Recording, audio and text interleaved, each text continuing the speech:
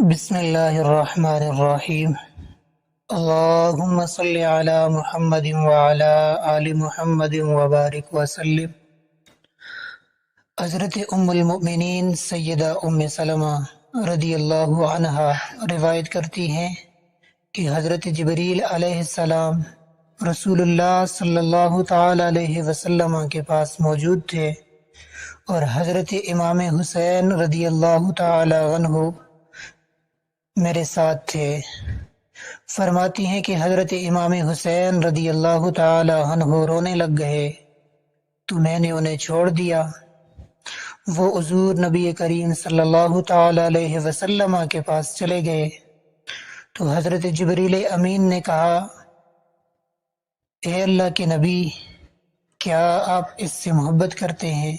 تو نبی کریم صلی اللہ تعالی علیہ وسلم نے فرمایا، ہاں میں اس سے محبت کرتا ہوں۔ تو جبریل امین نے کہا کہ بے شک آپ کی امت ہن قریب اسے شہید کر دے گی، اور اگر آپ چاہیں تو میں آپ کو اس زمین کی مٹی بھی دکھا دیتا ہوں جس میں ان کی شہادت ہوگی۔